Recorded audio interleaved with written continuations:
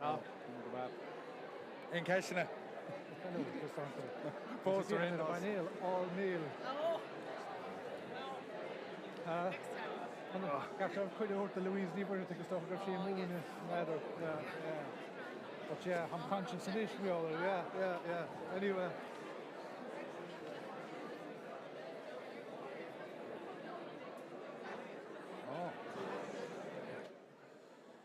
Sinead na rudí. Oh yeah.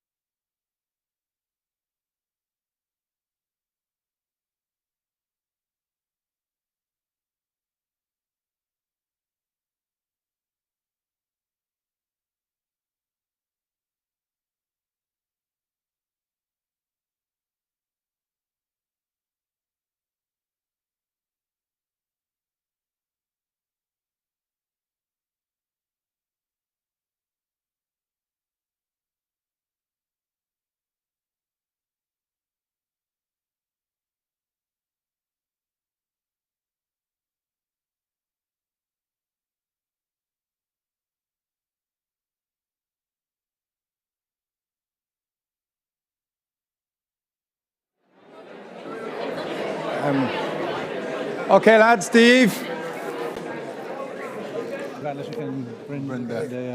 Bhí me chun fáilte romh arách tá mis I do scoil so beidir nach ceart é sin ará. Tá mu John Bhuíoch Dave gohfuil se bhan seo tá muid an rud seo chur tape ar fead 45 nó 50 nóméid agus ag deire ba 50 nóméid mar sin de ceistena más rud é bhfuil ceistena a ggéine ba Mike sig dul siúil tá ide bhfuil tá Bert an sin le Mike so ba ceannar an taobh seo agus ceannar an taobh eile agus ná bí búirtha faoi ná bíon éon aglair faoi chur ceistena orn nuair tá an rud ar siúil más féidir libh an brú a cumad beag an siar nuair táid a caint ach is féidir le más le thuirt an a lad eileach nuair tá sé caint ar os más féidir libh fan hiún. Ok, tás nóméid a ríis ba sé 45 nóméid nó mar sin a caint faoi pell an deire seachtain agus a caint faoin lé idir cocaigh agus cirí an seachtain siúin. So, ok.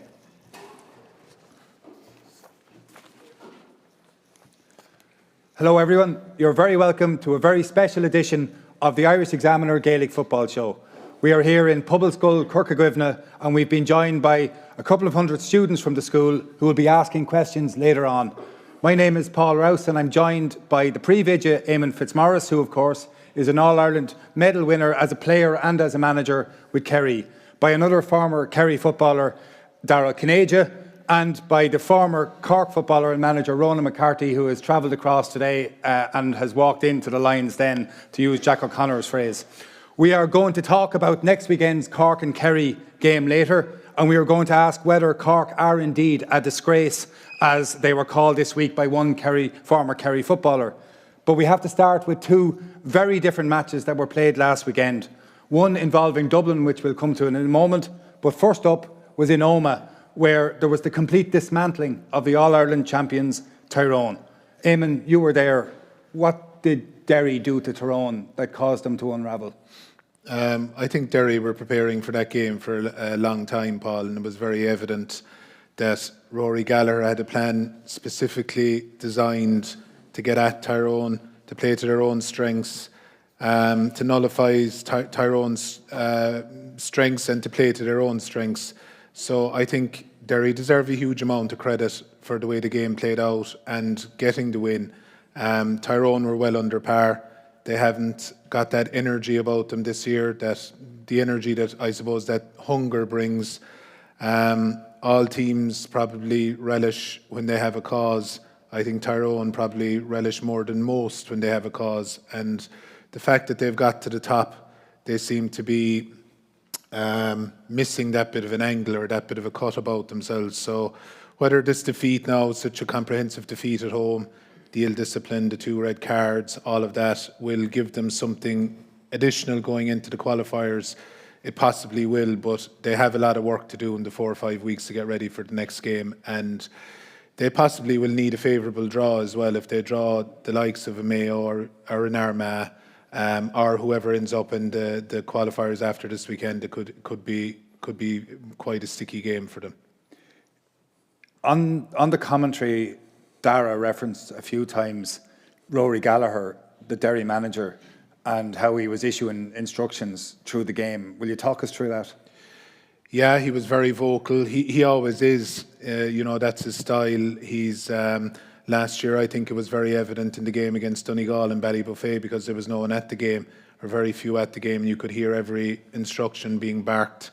That's one style of management that you are, Is it your style? No, it wouldn't be, no. I suppose that style of management, he's very involved in the game himself, and he shows how much he cares, and he's kind of playing every ball with the players, and he's getting them back into position, and he's reminding them about what they need to be doing constantly.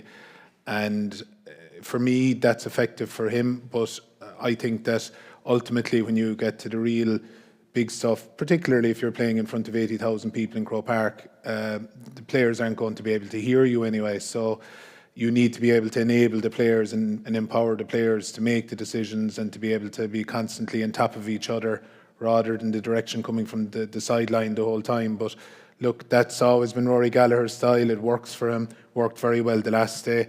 I'd say he was driving the Tyrone fellas mad. He was driving the... he got a bit of a nudge at half-time. He got a good shunt at half-time from McKernan going off. So, in many ways, they out Tyrone.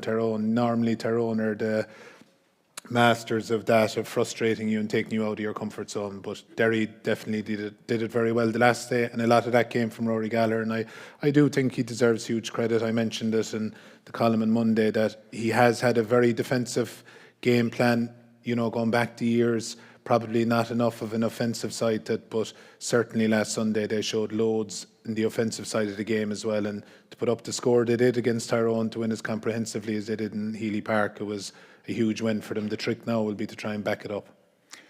Do you see them backing it up? I don't know. I think it'll be hard for them. Monaghan are a very experienced, seasoned team.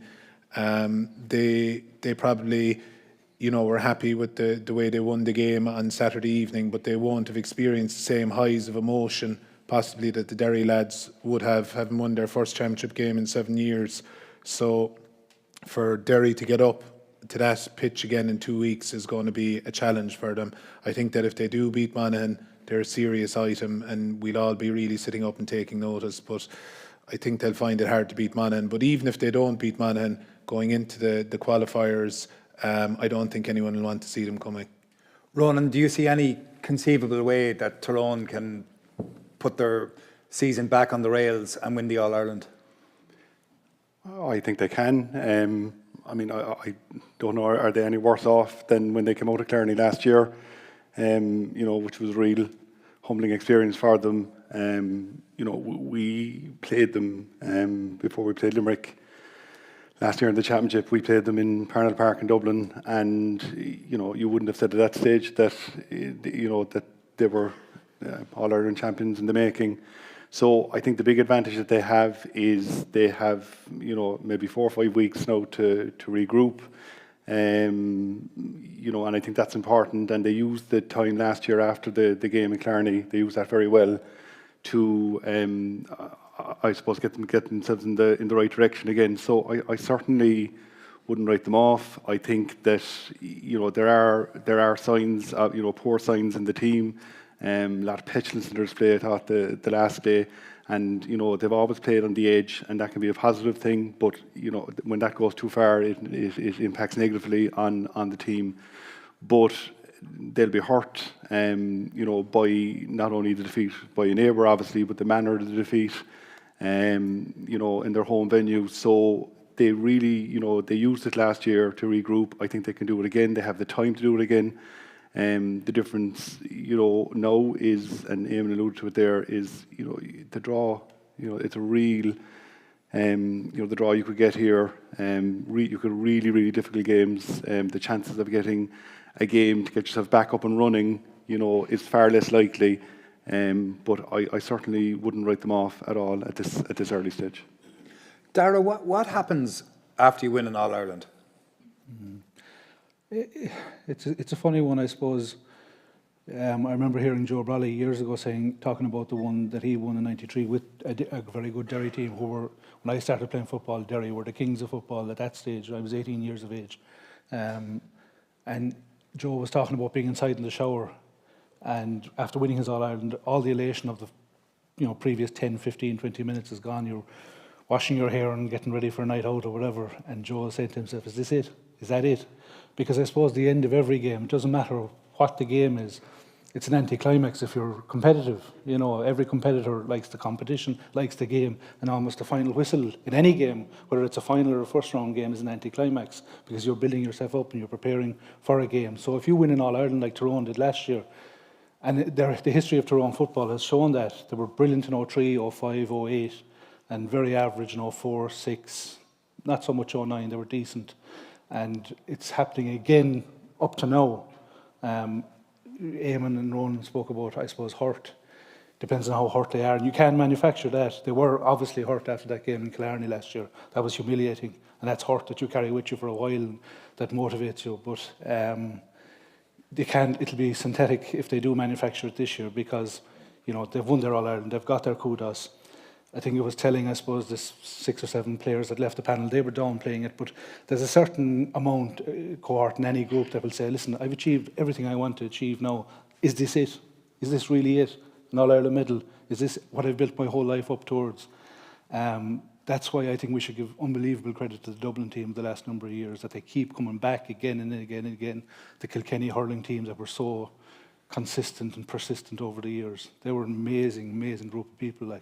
And that's what happens after you win an All-Ireland. It's only natural. I never played in a team that did 2 in a row. I think Eamon might have. It's almost impossible. And that's why I would give so much credit to the Kilkennys, to the Dublins that did it again and again. And our own Kerry team back in the day, back in the 70s and 80s. The Kerry team did it in 06 and 07 as well, which at the time was like the Holy Grail. You couldn't be done, they were saying, in the modern era. Kerry did it in 07, so they deserve huge credit for that. But I'm not writing off Tyrone no more than the 2 lads here. There's too much quality there, but it's just their history post All-Ireland has not been good, and the little telltale signs, the petulance that Ronan spoke about, that's something you do not want in a squad, and that's something that's very hard to eradicate because that sense of hunger isn't as strong. It can't be, and that's what happens after you win an All-Ireland.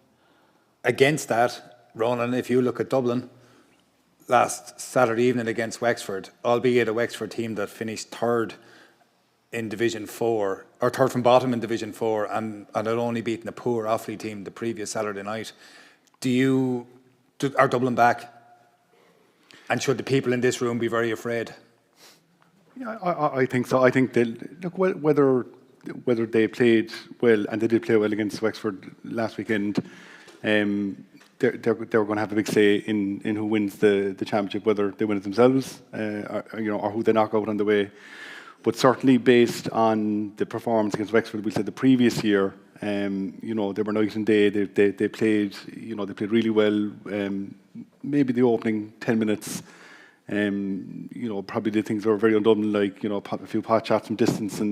But once they got over the initial phase of the game and kind of started working the scoreboard, there was an awful lot of what you'd have seen from them in the past. So, I think they're the team that they certainly won't get, above their station based on the performance.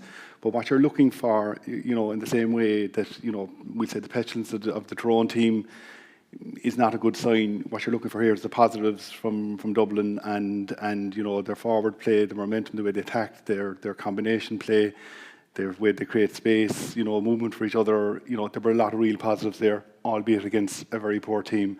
So they'll be happy. It'll kind of put the league now to bed. And the fact that they were relegated from Division 1, and it's only stronger they'll get. Even the subs that they brought on, were strong. With Paddy Small, still to come back, and a couple others. So they'll have a big say in who wins it eventually. Do you think they'll win it? I think, and I'm not being clever about this. I think that Kerry are probably the favourites to win it. I think they're in a really strong position. But let's say if Dublin or Kerry were to meet in the semi-final, very hard to bet against Dublin. They've been there, they've done it consistently. They have, when they go out on any given day, they have multiple All-Ireland medal winners on their team. Vast experience. They know how to win tight games. And yeah, certainly they're not as strong as they were in the past, but they're still probably the team to beat. Eamon, were you impressed with Dublin? I was, Paul. Yeah, I think during the league, when they got relegated, the kind of things that surprised us was the things that they were doing that they've never done, kicking balls into goalies' hands, unforced errors. Work rate wasn't where it normally would be, open at the back, no movement up front. So I think we saw a lot of those issues that are very fixable, especially for a group as talented and as experienced as them, beginning to get sorted out the last day. Johnny Cooper spent a lot of his day sweeping against a Division 4 team. That wasn't a reflection on Wexford. It was more about, testing it for down the road. The Con O'Callaghan up front transforms them. It's as simple as that. And I know it's probably a lot to say one player can make such a difference, but he does, because he's so dynamic, he's so powerful, and he causes panic in the defence that they weren't able to do during the league. And as the game went on the last day, particularly in the second half, he played very well. And you could see that he was growing into it. So I agree 100% with Ronan. Of course, they're going to take a huge amount of beating. I think if you're going to win the All-Ireland, you probably have to beat them. And if it shapes up that Kerry end up playing Dublin in an All-Ireland semi-final, obviously if Kerry want to go on and win the All-Ireland, they're going to have to beat Dublin there. And you're really earning your corn by trying to beat Dublin in Croke Park. So I wouldn't be saying they're back. I don't think they were ever gone, but they've certainly tidied themselves up and they'll be forced to be reckoned with, all right. Do you think they were doing anything different? Is there anything differently being done differently in their approach to the game, or are they doing what they've done over the last couple of years better? Yeah, I think that's from what I saw the last night. They looked to be doing their usual game plan, but better. The work rate was definitely up from the league. They had better shape up front. They had better movement. Con O'Callaghan was central to a lot of that. Johnny Cooper, as we said, was sweeping. They were more urgent as the game went on. They were getting to the tackles. They were forcing turnovers. They were winning a lot of breaking ball. They destroyed Wexford on their own kick out. A lot of the things that we would have associated with that team that won the 6 in a row, they were doing it very well again. They moved away from that very pedestrian, error-ridden stuff that had become kind of a pattern during the league. So I think they spent a week or more in Portugal on a training camp between league and championship. And again, with that quality of players spending a week together like that, they had a chance to iron out a lot of the kinks. They'd never done that in the Jim Gavin era, so it was something new and fresh for them again. So many ways they remind me of where we were in 2013 in my first year in charge, that they're bringing through new players, but there's a lot of experience there as well, with experience of winning. So yeah, they're going to be a big part of the conversation, and it points to an All-Ireland semi-final between Kerry and Dublin, but I think this year so far in the championship has shown us that what we're expecting isn't always the way it's panning out. So we'll see if that's the way it does pan out. If we take that point, that what we're expecting pans out, the expectation has to be that Kerry will beat Cork next Saturday evening in Park Urin, and the fifth-year students here, who I was working with earlier, did a survey of 100 students in this school, asking them for results of this match, and 60% of students in the school, of the 100 surveyed, said that Kerry would win by up to 10 points. 28% said that Kerry would win by between 10 and 15 points. 11% said that Kerry would win by 15 to 20 points. And 1%, now I'm not great at maths, but 1% of 100 students is one student, and we're going to have a witch hunt to find this student, said that Kerry would lose to Cork next Saturday evening. Ronan, Did they ask Ronan, Paul, I wonder? Yeah, well, you better hold your hand up as a protection for this student. So this makes it really, like, I came down to Kerry yesterday. Every single person who I spoke to yesterday evening cannot see anything other than a comprehensive Kerry victory. Is that how you see it? Is that me or Eamon? No, it's for you. That's for me. Yeah, look, you have to stand back from it and say that under a kind of any objective analysis, you'd have to say that Kerry are hot favourites to win the game. Now that said, if I was the manager of the team, we'd be going out to that game, not having conceded before we started. You go out to win the game. But I suppose, look, if you look at it from the point of view of, you play Kerry 10 times, Cork could probably win it once or twice in those 10, but, you'd expect Kerry to win 8, if not 9 of the 10 games at the moment. So, look, I think it's fair enough to say that, Kerry are justified favourites to win the game. That said, I think it'll be a more competitive game than people think it'll be. Like, you go back to the game last year What does competitive mean? How close does it have to be? I think Cork, if they set up properly and get any foothold in the game, can be within 5 or 6 points of Kerry. I think you go back and look at the game last year, the game at Clarny. I mean, look, we were absolutely hosed on kickouts, our own and theirs. I think Kerry won 75% of all kickouts in the game. And with the forward line that Kerry have and the quality and the talent, and Kerry are also, look, a great team at playing with the handbrake off. When the game is gone, they will put you to the sword. And Cork, Cork weren't the only team. It happened to Tyrone, it happened to Galway. If you even look at the game against Dublin this year, the league match below, where, if I recall correctly, it was maybe 3 points to 2 or 4 points to 3, 15, 17 minutes into the first half, and Dublin were 14 points down at half time. And again, a highly experienced team, Grand maybe not going that well. So, look, I think Cork can't do as badly as we did last year off kickouts. So I suppose that's the first thing, that you would hope that we would win an adequate amount of possession. And I suppose the second thing then was that if you look at the goal that Kerry got immediately after half-time, you might recall in the game Kerry last year, Brian Hurley actually took a shot that went up into the air. And if you look at it, the ball, I think, landed very near the post. And the two closest players to that were Ian Maguire and Brian Hartnett, our two midfielders. And ball went out over the top, goal below, 8 points down. You're playing against the wind, against the quality side, and look, it went away from us there, very quickly. So I think, look, one of the things is, look, we have to win more possession than we did last year. I think on the law of averages, that's a real outlier of a stat in a game to lose, to only have 25% of all kickouts in the match, number one.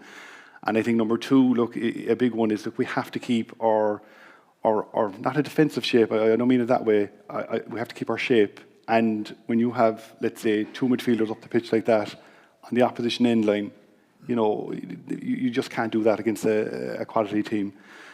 And I think the third thing is that, the performance, we say, in the 20 match in Páirc Uí Chaoimh and 21, I mean, they were chalk and cheese from the point of view of the way we kept the ball much better. We were almost like a team in Clarny operating against the shot clock, like basketball. We almost seemed to try and get the ball forward and take a shot immediately. And it became a very kind of helter-skelter game, up and down, which was never really going to suit us. So I suppose, based off the fact that, I don't see the kick-out stat. If you go back to Wexford and Dublin last Sunday, like, Wexford literally could not win their own kick-out, and we went through a period of that last year in the match in Killarney. Now, we had an awful lot of work done on our kick-outs, actually, to be honest with you, an awful lot of work done, but, it didn't come off for us in the day at all. And I suppose, based on that, you would think Cork would get a foothold in the game. We have players back. Look, you could see the difference that, let's say, even a Colin O'Mahony, you could see it straight away, the difference, he made. And you know that, look, he is like a top quality forward, no question about it. And him alone, you know, will add to us. And obviously, we have other players coming back. So look, I do think Cork will be far more competitive maybe than people think they're going to be. But obviously, we've got to go and do it. I want to read to you something that Darragh O'Shea wrote in the Irish Times last week. He wrote, "In the last few years, Cork footballers have been a disgrace. In the way they've performed, in the way they've stood up for the great history of Cork football, they haven't played for their jersey." Do you recognise that team? That me again, yeah. Yeah, I'm afraid so, Ron. Yeah. Yeah. Do you recognise the team that you managed from that statement? Well, look, I suppose the first thing I would say is, again, you know, you try not to be emotional about it. You know, so you see a comment like that, and again, you try and look at it as objectively as you can, and kind of at a distance.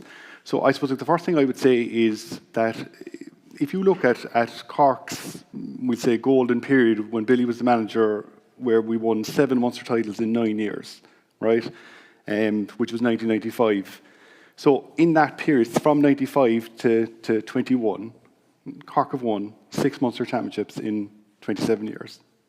So, you know, sometimes you wonder, you know, the conversation that we had, the conversation about Cork and where Cork are, you know, in the hierarchy, we'll say, of intercounty football teams, is it deserved? You know, you'd wonder sometimes, is it merited, right? I suppose that's the first thing.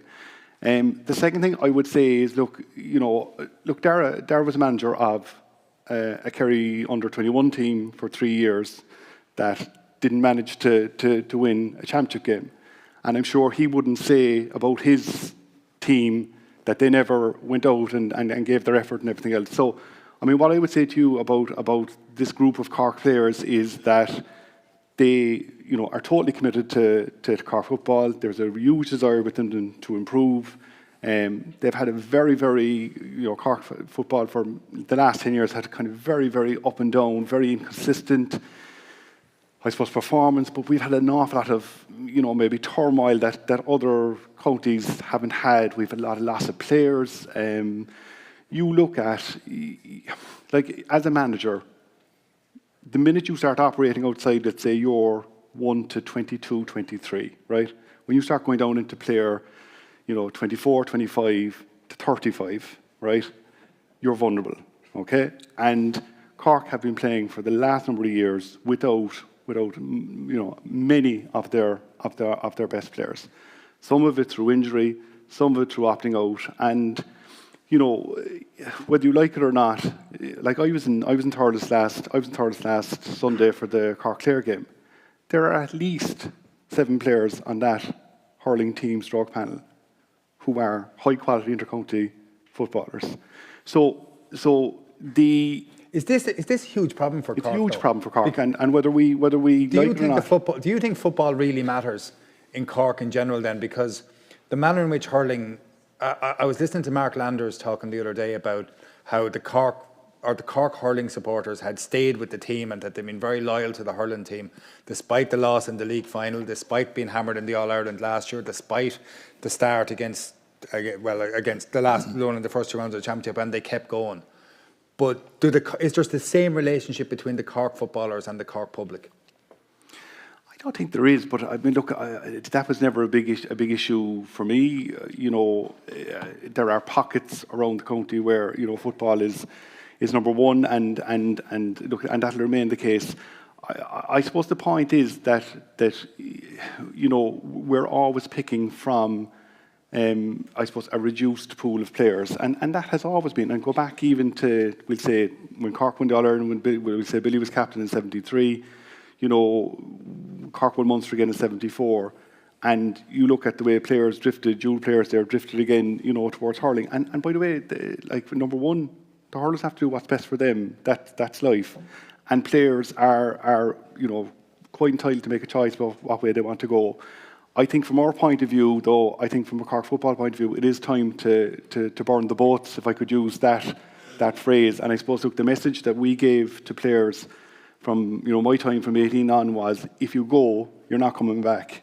And I think that message, you know, I think we need to start that now. Let players play up to, of course, mine under 17 and under 20. Let them play and let them play both. No issue with that whatsoever. But, you know, this kind of toing and froing of players from hurling to football has never really benefited Cork football. And, you know, a very good example of that is, you know, you take Aidan Walsh, like two-time All-Star, you know, in football, and drifts off playing hurling, and really ended up playing neither. You know, you have, let's say, you know, a guy like Mark Keane, for example, at the moment, you know, so is not playing football, but is playing very little hurling now as well. You know, so we've never really benefited from that or dual code, and so Cork hurling has to do what's best for Cork hurling. No issue with that whatsoever. And if a player wishes to make a decision about what direction they want to go, perfect. But you're not coming back. And I think until we make that decision, you know, we're going to struggle a bit. But coming back to a very long-winded answer to your question about Dara, and Dara's comment, listen, objectively, obviously we've underperformed massively for a long number of years now. But, you know, what I would say, knowing the group there, they're a very honest, committed group. They want to do well. And, you know, I suppose progress is never linear. You know, it's never just, you know, you go to the next step, progress. You know, there are setbacks along the way. And, you know, we played quite well after, look, obviously we got a trimming in 18 when Eamon was the manager in the park. We played quite well in the match in 19. We're very competitive in the Super 8s. Obviously beat Kerry in 20. And look, yeah, a big setback last year. But I think if we keep our nerve and you know, keep bringing players through, keep working the direction, keep doing the right things, you know, it'll come right. Dara, your old teammate for both club and county, he did something very interesting in writing that, because Kerry people have a reputation of being kind of quite guarded in their comments about their own capacities, and at the same time building up everybody else, and never done saying, oh, it's going to be really hard against Cork this weekend. Mm-hmm. But he's come straight out. Is that what Kerry people in general think about Cork football? That's the way Dara played football as well. He came straight out with most things. Yeah, that's his opinion, and I suppose... But is it widespread in Kerry? Being honest, Kerry people expect to win, yeah, on Saturday. I don't know, is that the reason for... There's a kind of a reduced interest in this game. You know, I would have thought because there was 11,000 tickets going that there would be a mad scramble for tickets. County board divvied out 25 to each club and stuff like that, and I'm not so sure that there's been a huge uptake. I think it's just the unfamiliarity of... Are they being sent back? Are the tickets going back? I'm not sure. You know, the deadline was today, so I wouldn't have up-to-date information, but as of yesterday evening and this morning around our club, it was slow enough. But I think it's just the hassle.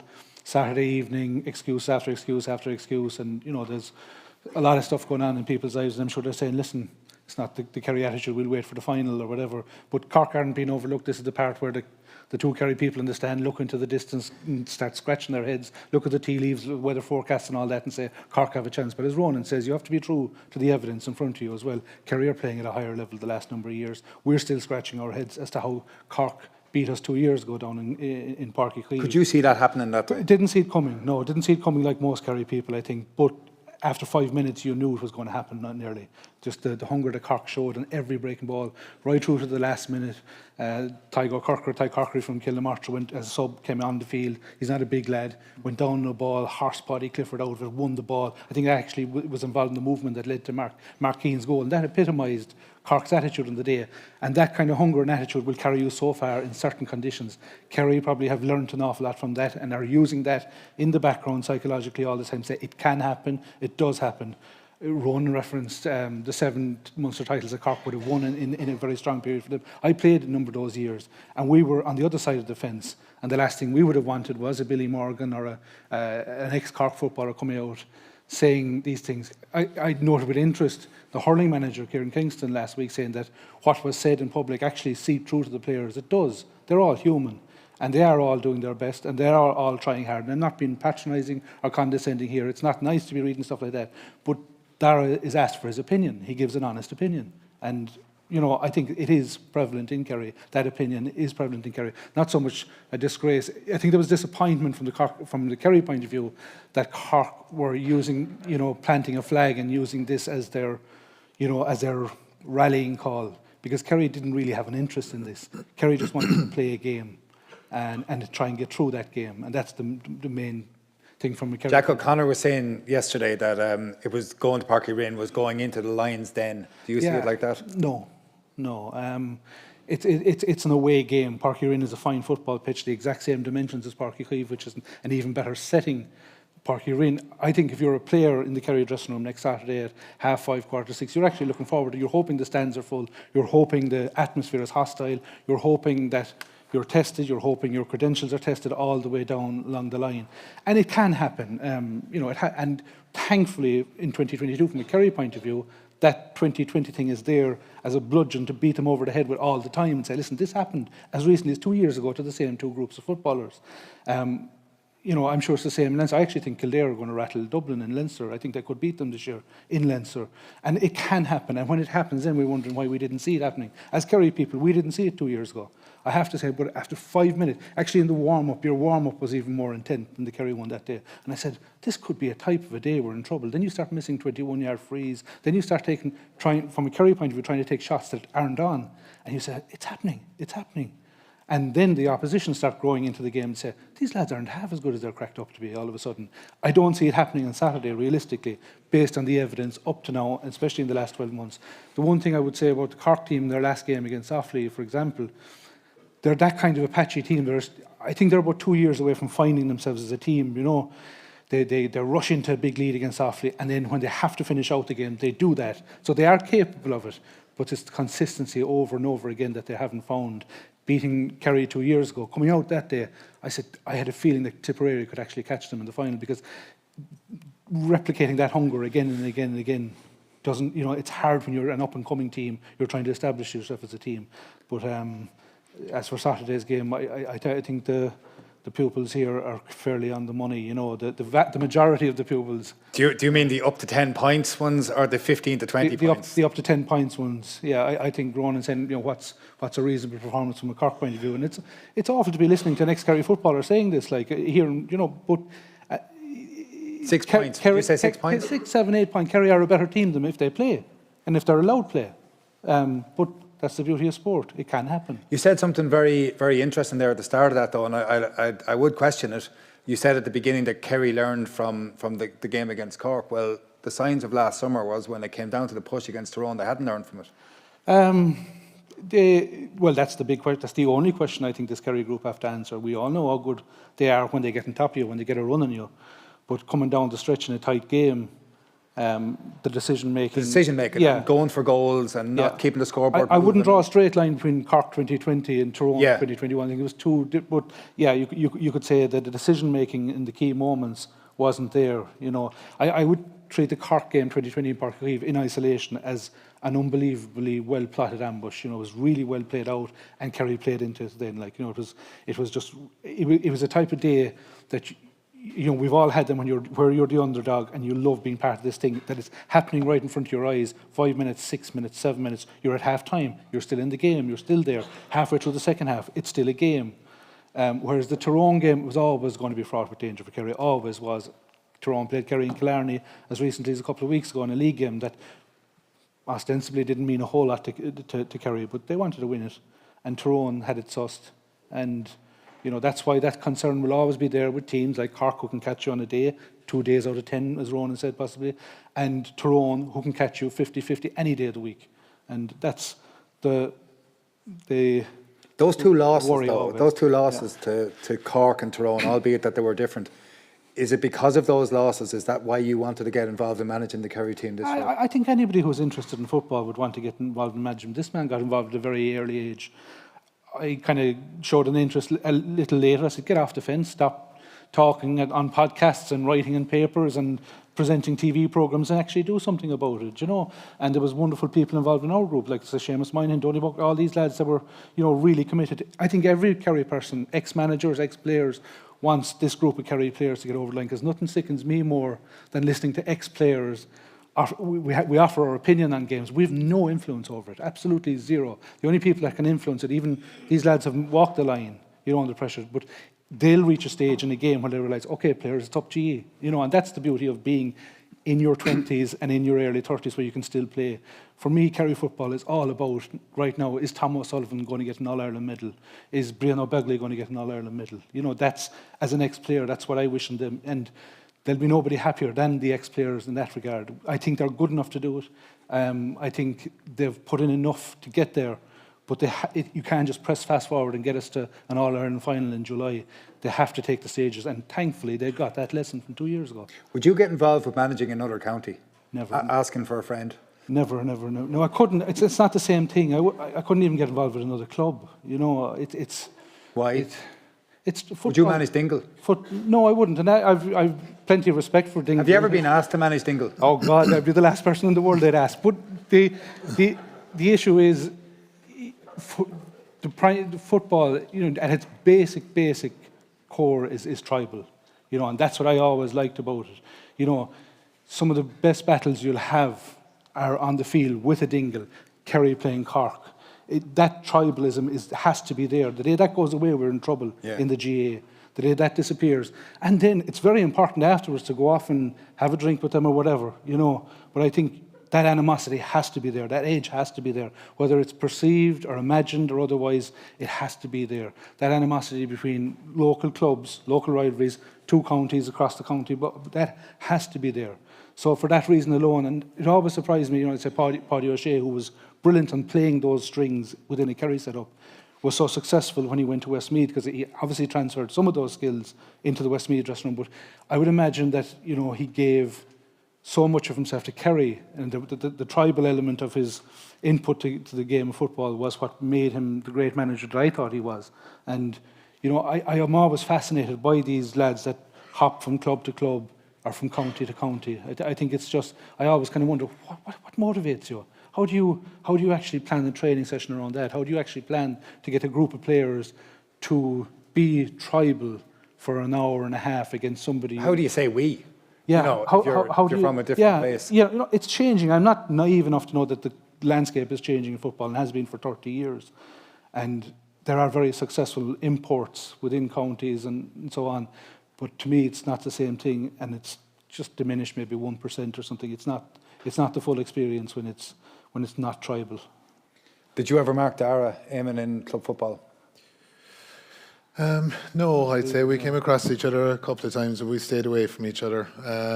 Dara would have been inside, and I would have been maybe centre back. We played Gaeltacht twice with Field Rangers, but we weren't marking each other. No, would have marked each other in training plenty of times, but not in competitive games. No. And could you go outside and manage a different county? No, I couldn't for the reasons that Dara outlined there as well. And I just couldn't imagine managing against Kerry. I just couldn't do it. I just couldn't imagine it. And I think, as Dara articulated very well there, that part of what makes you as a player or as a manager or as a supporter is that feeling you have in your stomach for your own place, and it would be different. So no, that'd be firm no. And in the context of next weekend, can you make a plausible case for Cork winning?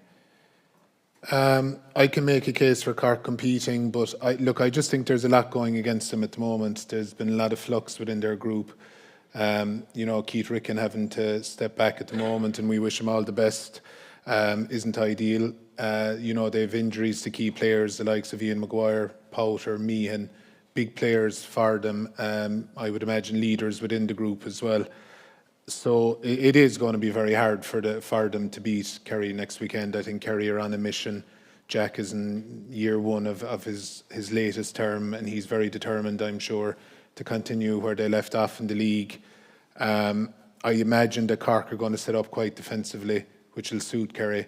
I think until Kerry play a team that play with 6 scoring forwards and ask Tadhg Morley to mark someone, they're going to be fine. I think that's the day that the question marks will be raised, then, that when you're playing a team that play with 6 up, that's going to be the test for Kerry. But like in the short term, I think that Cork will bring, I expect them to bring a lot. We always, when I was involved either as a player or as a manager, whether it was Cork or Clare, Limerick or Tipperary, we always treated them with the utmost respect. And I think even if you were sure you'd win, a thing that you could guarantee within the group is that if you don't do your job as an individual, there's someone else going to take your spot. And you can boil it down to as basic as that from the Kerry point of view. They're in a good place, they have a strong squad. If you're getting a starting 15 jersey, well, you don't want to mess up and make sure and give a chance for some other fellas to get in and take it off you. So I expect Kerry to win. I think Cork will really come at them hard early on. They'll try and keep it tight. But I was shocked. I remember the moment in 2020. I was watching it at home when Mark Keane got the goal, and I was stuck to the chair after it, and it was a genuine shock, and I couldn't move or I couldn't comprehend it for 10 or 15 minutes. But I'll be even more shocked if the same thing happens this weekend. I was in a room full of Dubs when that happened. The reaction was as if they were from Blarney. They were somewhat ecstatic at the prospect. And that rivalry between Dublin and Kerry, is this the year that Kerry turned the tables? You talked about, Dara mentioned the hunger and wanting to see Thomas Sullivan with an All-Ireland medal and wanting to see the Cliffords with All-Ireland medals. But how much hunger is too much hunger? Can it become a burden that this is there and hasn't been achieved? It possibly can, and there's probably a balance in that. That Kerry group, they're at a good age now. They're at a good stage in their development. They have a lot of experience under their belt. They've had those tough couple of defeats that it does sharpen the edge and the focus until they get through those kind of games. Of course, they're going to have questions over themselves, privately, that we have to get through this. But they will get through it. I have every faith that they will get through it. And if it isn't this year, it'll be next year. The group is there.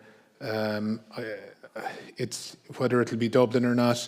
The game that I'd be most worried about for Kerry, obviously you have to take into account that they have to get through the Munster Championship. I expect them to get through the Munster Championship. But they have 4 weeks in All-Ireland quarter-final then. And you're coming in against a team, if you get a Tyrone or a Mayo or an Armagh or whoever is coming through that, and they have a couple of wins under their belt, and they're coming full steam ahead into Croke Park in All-Ireland quarter-final weekend. Kerry haven't had a game in 4 weeks. They've beaten, the likes of a Limerick or Tipperary in the Munster final. It's not ideal preparation. So I see that as a game fraught with danger if the thing pans out as we kind of expect it to pan out over the next couple of weeks. But if it gets to All-Ireland semi-final, Kerry-Dublin, that is an appetising prospect, all right. The last weekend, Limerick beat Clare in the first ever penalty shootout in knockout Gaelic games. Do you see Limerick emerging here and displacing Cork as the long-term challenge to Kerry dominance in Munster? No, I think Cork will always be there, to be honest. I think they've won an under-20 All-Ireland, they've won minor All-Ireland, they have had success underage. Ronan mentioned it about losing players to the hurlers. That's probably a challenge for Cork.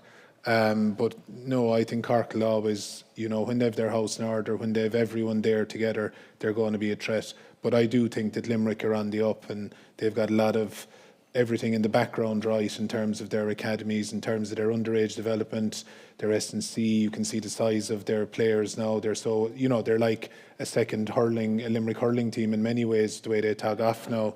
So they're on the up and they're going to be a factor, but I don't see any problem with having 3, if not 4 teams competing for provincial championships if there still is provincial championships in a couple of years.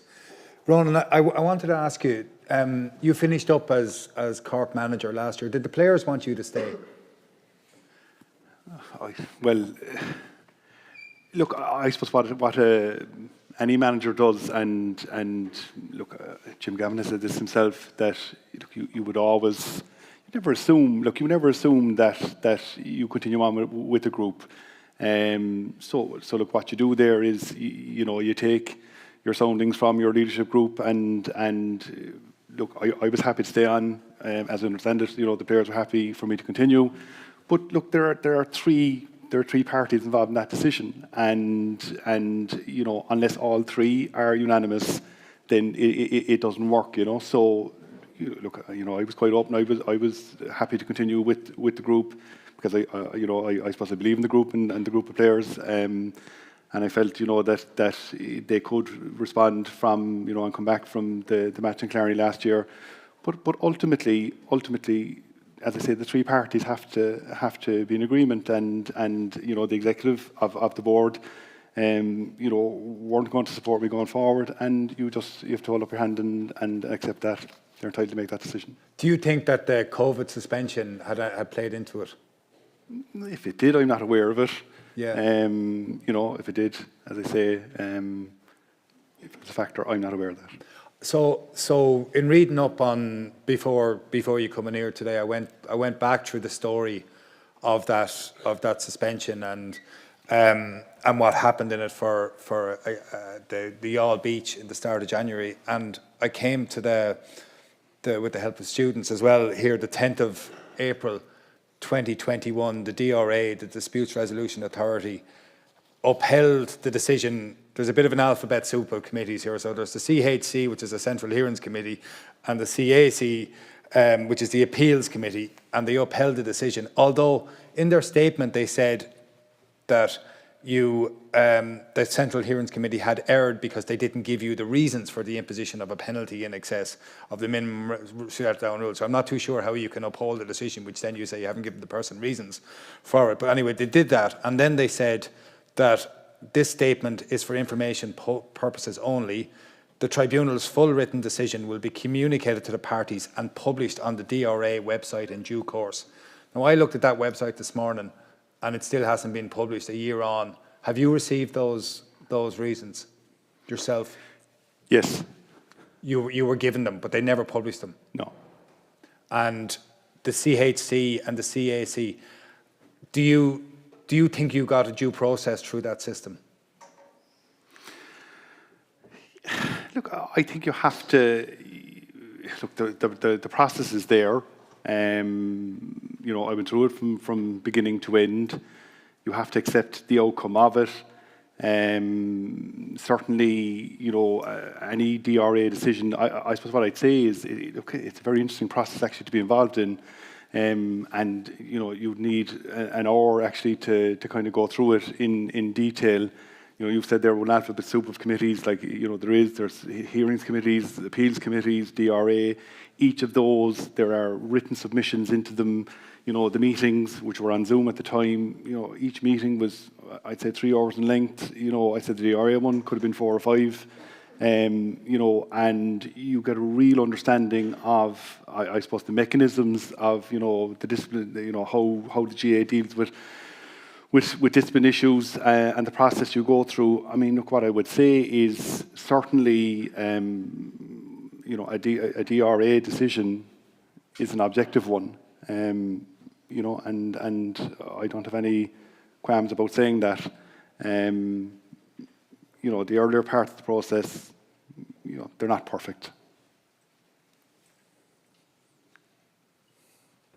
That feels like a very kind way of putting it. Yeah, look, I suppose it's a kind of thing, look, that you'd have to, you'd actually have to sit down with someone and go through it in detail. It is very complicated. Even the makeup of the committees is quite complicated. Then the makeup of the committees change in the middle of the process. But what I would say is anybody who's been involved in the DRA process, the outcome of that process is objective. And if you put your name forward as part of that, then you accept the outcome and their decision. Okay, I'm going to throw it open to the students here in 1 second for a question. But before I do that, I want to ask you: do you think Kerry will win the All Ireland?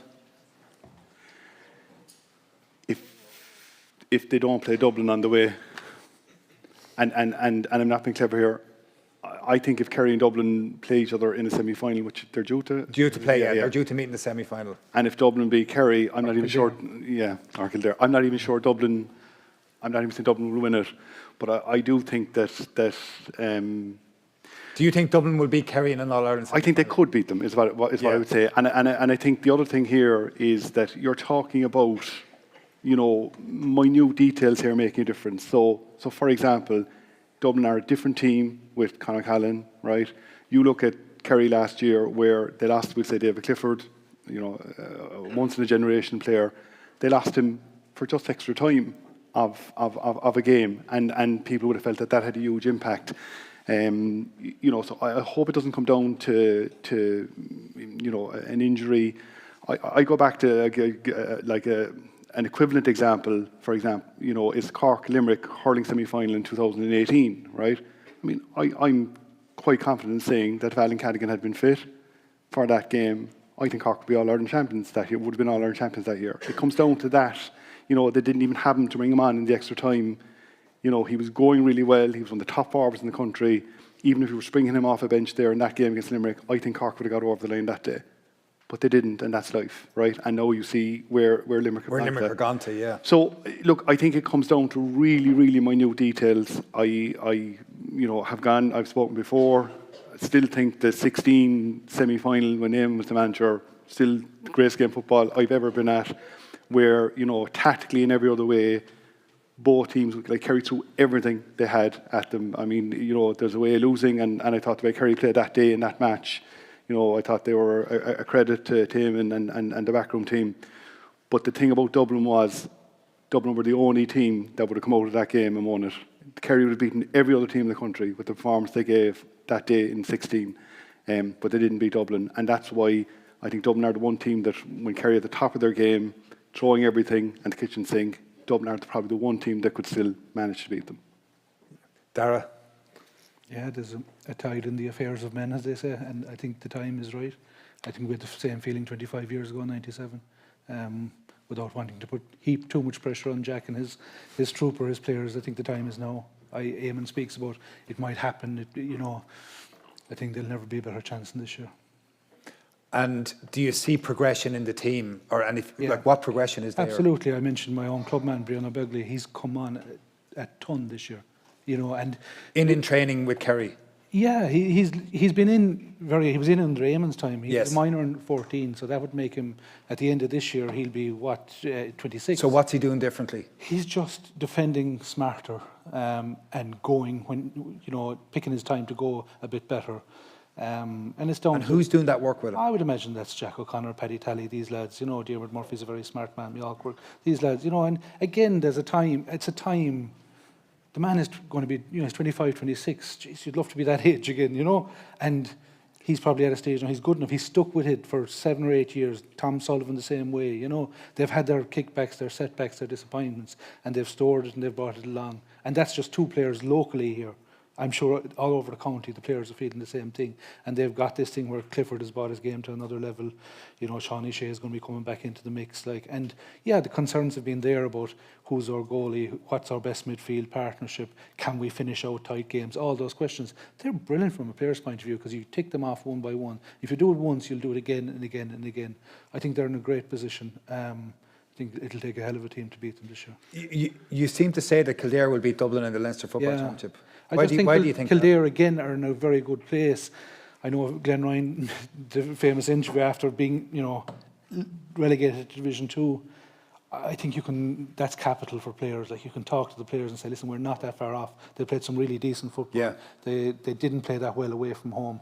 I think last year, I have never spoken to Jack O'Connor about this, but I thought there was more in them in the Leinster final last year. I think they overestimated Dublin. It's only afterwards they might have some nagging regret about the way they approached that game.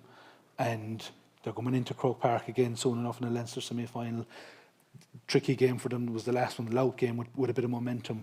They showed what they're about there. Those are the type, they should have been beaten Louth, but the way they dismantled them and the way they absolutely hammered them, I'm saying to myself, this is a hungry, edgy bunch of players that can go a bit of a distance, and the next obvious target for them is a Leinster title, and that's huge. It wouldn't be as big for Dublin. It's about time somebody took Dublin and Leinster, and I think it could be this year. I would question though whether those really talented Kildare forwards, and they have some, work as hard as say the talented Dublin forwards on the same time, and I wonder whether that won't catch them in Croke Park. I wouldn't say so. I think they'll measure it and they'll calibrate it by last year's performance and say where are the improvements here. We're after a good season in Division 1, which has really opened their eyes to where their weaknesses are. So I think they're going to have a right rattle off Dublin this year. Yeah, do you see it like that, Eamon? It could be a Dublin-Kerry All-Ireland quarter-final and the winner plays Kildare in the All-Ireland semi-final. Quite possibly. Paul, nothing had surprised me the way the season is going, but look, I do... It's Kerry though for you, isn't it? It is, yeah, it is. I think that they've been building well over the last couple of years with the couple of setbacks, and the players that are there, everything's in place. So I'd be hopeful that Kerry will be the first July All-Ireland champions.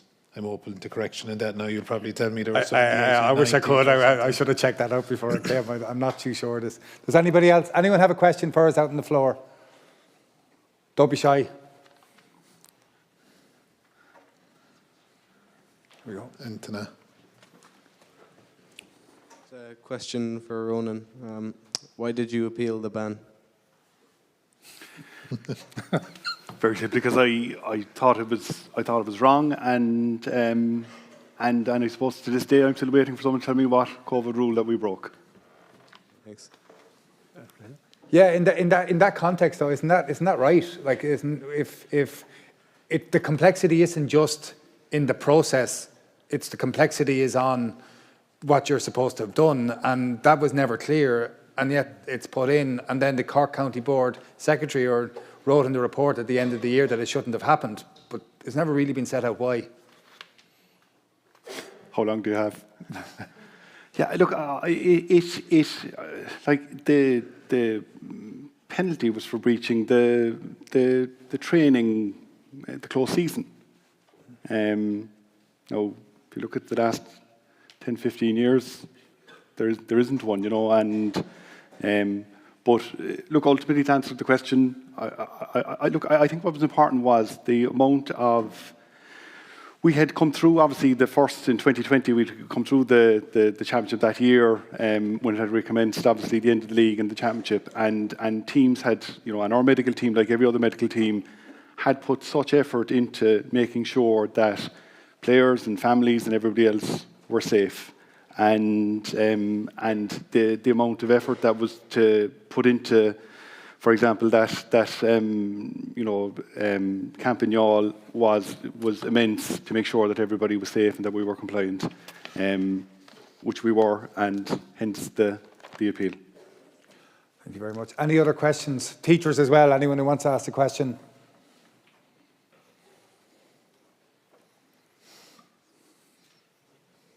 Gone shy on you. Siobhan Kuhn. Yeah, Siobhan Kuhn. Gone in Kesterby. Okay. Míle buíochas le Larry Ryan as an Bud Crail seo rith, le Raf Rocca, le Owen Barry, le Andrew Farrell, le Tony Lean, agus gach aine san Examiner Sport. Kamala sin míle buíochas le Ronan McCarthy, le Dara Canadian, le Eamon McMurrish, agus gandout gach aine an seo sa Phobal Skull. Gomor war grúpa bliana cúig a Cowrilum Maidin, Bimage Hernash Galua.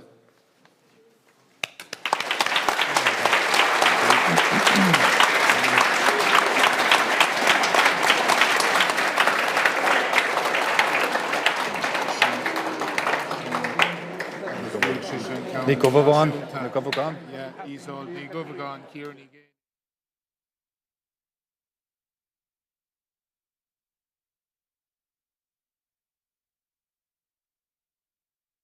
Just one more minute, please. Yeah. We'll call them up to present them. Well, it wasn't even that. I mean, Just turn that off for a second. This was that Everyone, public beach. And just no mail one, let Hull. No mail one, let Hull. Take the dubs. No, the security guard was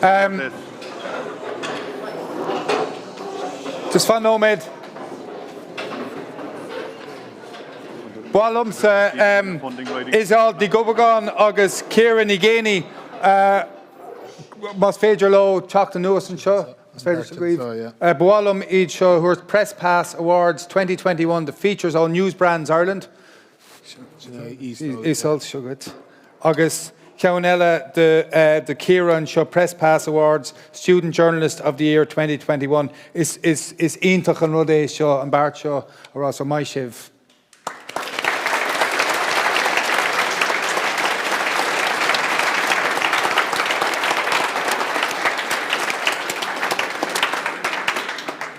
Kamala Shin, Boalum, Arad, Ethan Nikineja, August Emily Nicarald, Gunari an Taliv, Vidiva Stadium, and Dehula, the Bialtana, Ta Press Pass, Fihe Do, or Shul Shin, so Gunari Law and Law Shin, my Shiv Reist, Slam. Míle maith agat.